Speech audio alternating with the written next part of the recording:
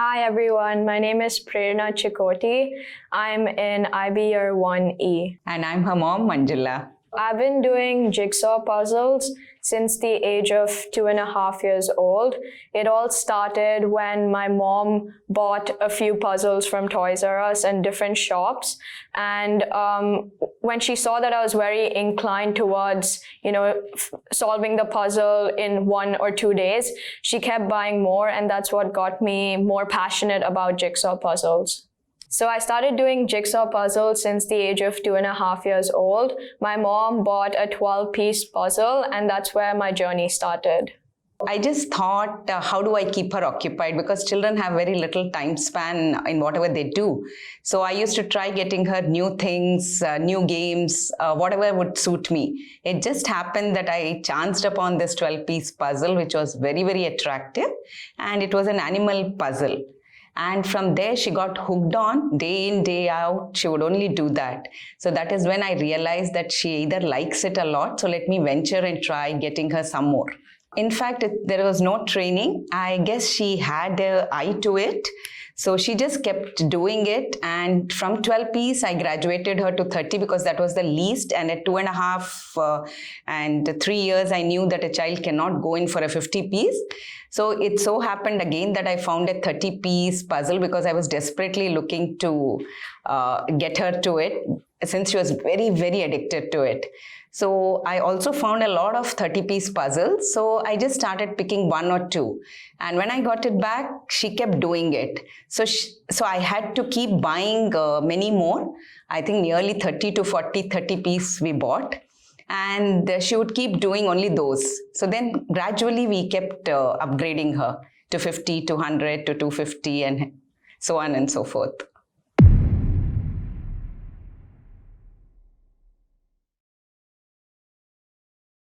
Honestly speaking, I did have several toys as well. It's just that I never made use of them as much as I did with puzzles. I think I've actually never thought about that question, and I would say that puzzles was something which I think fascinated me a lot as a child, rather than Barbie dolls or any other sort of toys. So hence, I kept doing puzzles since a young age. And to add on to that, in fact, as a daughter, I always wanted her to play with Barbie dolls, and I would go and buy, and I used to wonder, why is this girl not picking up any Barbie dolls and playing? So I would say that all of my accomplishments are the most memorable. I would say fixing the last piece of the puzzle is the best moment because it gives me the greatest satisfaction that I've actually finished the whole puzzle. But I haven't had a very specific puzzle in mind. But I would say that there was one puzzle, which was a 6,000-piece puzzle. And that was a really, really tough puzzle considering that it was a museum filled with a lot of art works, and I got that idea from Europe. And when I saw those museums in Europe, I thought of buying a puzzle which looked exactly the same. And the color combination was very tough because the ceiling was black in color, and trying to fit pieces which were black was very, very tough for me. So I would say doing that puzzle was the greatest accomplishment for me. But overall, all of them gave me the greatest satisfaction. In fact, to add again to that, she would always give the last piece to me and say, feel thrilled about it and put this piece. Again, all of them would be the best work because I do decide which puzzle I want to do according to how challenging and complex it is. But again, it's a 6,000 puzzle for me because that color combination was truly, really, really torturous during the journey because it did take me time to figure out where exactly I'm supposed to fit the pieces. I would say both my parents. Firstly, like my mom, since she was the one who bought the 12-piece puzzle for me, and that's where my journey actually started. And she would also go at least twice in a week to get new puzzles from different stores or whatever she thought would attract me. So I'd say I would credit my mom. And also on the other hand, I would credit my dad as well. My dad was, because I had a 1,000-piece puzzle, and while doing the 1,000-piece puzzle, halfway through I actually gave up because I thought that I couldn't do it anymore, and it was really challenging for me at that point of time. My dad actually sat down, he made the puzzle, and he kept it lying on the floor for several days. And whenever I used to walk into the house and see the puzzle lying on the floor, thought always used to strike me, saying, how come my dad could do it and why not me? So then I think that got me started again.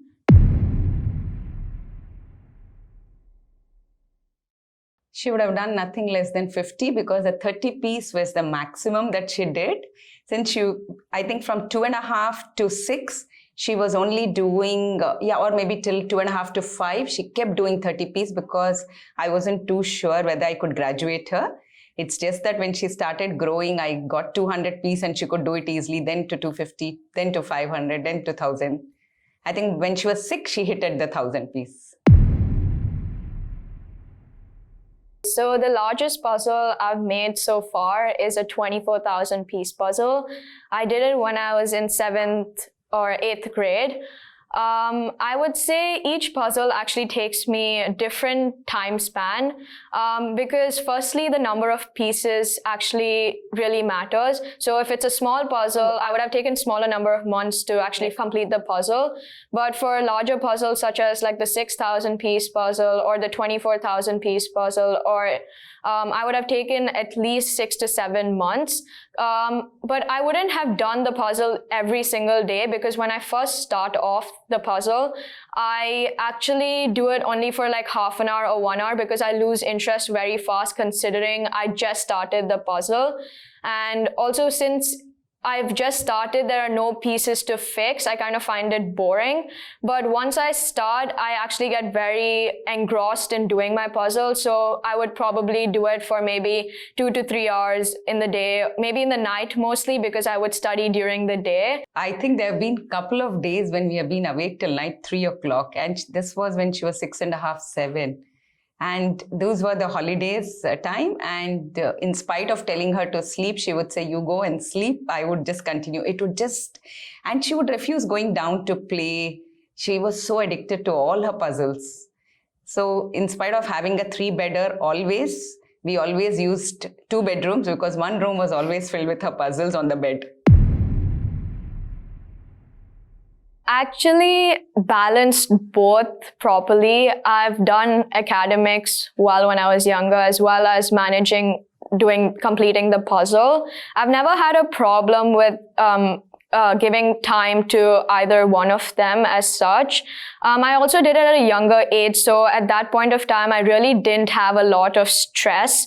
Now I've stopped doing it since I'm in IB, but when I was younger, I would say it was very easy for me to allot time for both my hobbies, both academics and for jigsaw puzzles. I don't think I had to say study. I had to tell her, go down and play. She wouldn't go down. I had to push her because every time that it was more like a Stressbuster, or I really don't know. She was so addicted to it. The first thing that she would do is there were a couple of days when I've always fed her. She used to feel that's a time waste sitting and eating. So she used to tell me, feed me and I'll be doing. I mean, I can only recollect that she was always in that room doing puzzles as a child. It was we who had put our foot down saying that when she entered 9th to stop doing it. I haven't received any recognition as such. I've tried applying for the Guinness World of Records as well as the Singapore Book of Records. Unfortunately for the Guinness World of Records, they had said that they wanted me to finish a puzzle in a specific time slot, and I wasn't ready to do that since it's a hobby for me rather than like a competitive hobby. So I would say I was unfortunately, I was unable to actually apply for that. And for the Singapore World of Records, a family had already completed a puzzle which was, I think, around 33,000 pieces. So I was unable to beat that record as well because I had completed a 24,000 piece puzzle. So my aim is to actually complete like the biggest puzzle. Right now, it's a 51,300 piece puzzle. I think it was it's newly on sale. It's 27 wonders from around the world. That's the theme of the puzzle. So I'm hoping that in the future, I complete that puzzle. Well, most of them are shocked when they first see it, considering that, you know, not many people do puzzles. So I would say it's a very unique hobby which I actually have. So I think people are very surprised and shocked when they enter my house. But every time I finish a puzzle, like they encourage me to do like, you know, more puzzles. So I would say that's the reaction I get from most people. Not really, but I would say for my 6,000 piece puzzle, I actually did face an obstacle. So it was the museum puzzle. So when we had given it to the frame shop, the uncle over there, for some reason that something happened and he was unable to fit the pieces properly. So they got chipped off actually when he was framing them. And when we got the puzzle back home, I actually saw it and I got really, really angry because that puzzle was something which I found really tough and complex compared to any other puzzle I've ever done before. So I would say that when he actually gave it back, since I was very upset, I told my mom that I actually want to give back the puzzle to him to actually fit the pieces properly and make sure the chip pieces aren't very visible, because I wanted to frame that in my house, considering that I really loved that puzzle. So I think when I went to the frame shop to help the uncle, you know, set up the puzzle again properly, I think that was a very, very Herculean task, because I actually had to make sure the pieces were, you know, stuck properly. There was no mismatch in all the pieces. And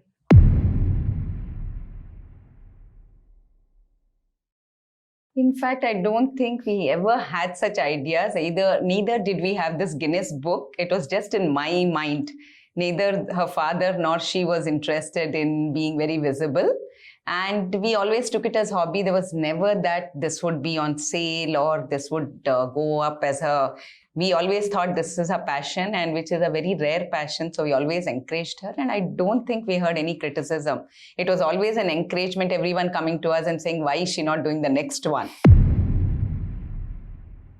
So the biggest obstacle I've faced so far was my 6,000 piece puzzle. I wouldn't really say that, because even though like my 6,000 piece puzzle was something which was very, very complex and challenging for me, I would still say that all of them were my best pieces, because I actually sit down for at least, 3 to 5 hours searching for a puzzle I really, really think I would really enjoy doing. Like throughout each and every puzzle journey, I would say they were all very special to me, so I can't choose between any of my work. It's also that she would go on to Amazon, search for it, and then we would place an order either in UK or US, because you don't get such big puzzles here. And then to get it shipped or get it through somebody who was coming was a big task for us. Because she was so eager to do, she would keep telling me, find out who is going to US, find out who is going to UK. Each puzzle actually has their own name. So my 24,000 piece puzzle is actually called Life. So it includes aquatic animals. It includes like boats sailing on the water. It includes like rockets. It includes hot air balloons, and it's basically like an overall view of the ocean as well as the sky. So that was called Life, and I think every single puzzle does have a name to it. And also the history behind puzzles. I mean, yes, there is history behind puzzles. So it actually started in 1766, when an engraver named John Spilsberg, so he was a cartographer, and he thought of making, geography easy to his students. So what he did was he kept the map on top of cardboard, and since he was an engraver, he engraved according to the map, and he used it as an educational tool for his students. I guess she didn't have a chance because we couldn't ship it. Oh, yeah. She was desperate. She was very desperate, saying, I'm sitting at home doing nothing.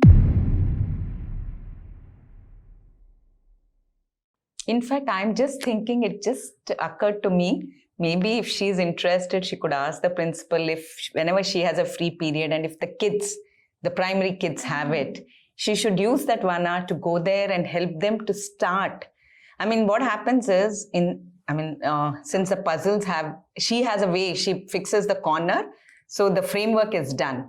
So maybe I was just thinking, maybe she could explore this whenever the kindergartens have a free period. And if it happens to her, because she would know her timetable.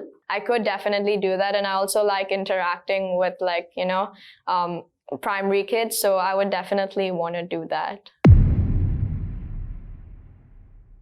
I think towards the later stages, I would say the visually attractiveness, because I would actually choose my puzzle according to what I really liked about it. And I would look at each and every feature of the puzzle, because I'm very, very picky and fussy when it comes to actually buying a puzzle, because I don't want to buy one and then, leave it halfway because of how it looks, or maybe because I don't want to frame it. So I would say maybe in the later stages, I actually thought of that. But I think when I was young, I just did it because it was there. I guess that is when I was trying to see what she's interested, because that was a phase when she was 6 to 8 or something, when she was very much into Disney princess. Though she used to never play, but she was very attracted towards them. So I guess I remember having bought all those princess pictures from Toys R Us. I think it was more about, actually finishing the puzzle rather than being visually appealing to me at a young age. Because I would say at a young age, you would want to achieve something. So I would say maybe that was my aim of actually starting my journey. I gave up during my 1,000-piece puzzle. So I think that was the only time I actually really thought of not doing further pursuing jigsaw puzzles. But other than that, I've actually never ever had the thought of, quitting the puzzle has never come to my mind, because I know that even though it's very, very tough, accomplishing it would be a greater deal rather than, quitting halfway and, giving up very fast. It's actually both, because firstly, I'm very, very passionate about it. So anything I'm very passionate about, I'll actually put a lot of effort into doing it. So that was one thing. And at the same time, yes, it was a stress buster, because since I was in 7th, 8th grade, I actually did have academics as well. I had to keep that in mind as well. So I would actually use my puzzles as a stress buster. I would listen to music while doing my puzzle. So that also gave me more motivation to do my puzzles. I've been thinking about doing the 50,000-piece puzzle every single day. There's not one day where I actually don't think about, completing a puzzle or getting the joy and satisfaction from finishing one. But unfortunately, due to academics, I'm unable to actually pursue my hobby. But it's all right, because I have other things which I can do as well. But I think in the future, maybe when I probably start working or so, I might end up starting the 50,000-piece puzzle. Because I think at that point of time, maybe I could do it for maybe 1 to 2 hours, but at the same time, not spend too much time on it. But definitely not during school or, university years, because I think it would be very inconvenient for me, considering that also my puzzle takes up one whole room. So that's very inconvenient. In fact, I keep telling her, once you start working, take just a house which has only walls so that you can frame up all your puzzles. I don't know an exact number of puzzles I've made so far, but I've definitely finished more than 50 to 60 puzzles, considering that I've done at least 40, 30-piece puzzles, and I've done like 100-piece puzzles, I've done 200-piece puzzles, 250, 300, 350, 1,000, 6,000, and 24,000, 9,000, 24,000. So I think that's quite a lot, but I'm really not sure about the exact number. I don't think any friend of mine has ever gifted me a puzzle for my birthday or any other occasion. I would say because most of them would be angry at me for actually not meeting up with them, because even now, like when I meet those friends, they still complain, they still talk about me not going down and playing with them. Even now they still grumble saying that, why didn't you ever come down? And whenever they used to come to, call me, I would always say I'm doing my puzzles, and they used to get angry because I would give my puzzles more priority than them. So I think that's what also made them never give me a puzzle as a gift, because they know that if they probably give me a puzzle, I would just end up doing it and never meeting them. So I do sports. So I used to play basketball and soccer till I was in 9th grade. I was in the school team at that point of time. Other than sports, I also do athletics almost every single day. Whenever I have the time, I go to the gym and I work out. Other than sports, I also sing. So I do Indian classical music. I play the violin. I think puzzles have always just been like my greatest passion. I don't think any other hobby could actually beat jigsaw puzzles. But I would say that maybe doing art, because I also love drawing, painting, coloring, and those kind of art. I would say I regret maybe not spending as much time. Now, since I don't do puzzles anymore, I've actually given more importance to making my own artwork. Since most of my puzzles are actually all framed in my house, I actually haven't thought of doing an exhibition or such. But whenever anyone comes over, I think it's sort of an exhibition, because every wall is occupied with a puzzle. Yeah. So I would say that it is like going through a museum with a lot of art displays.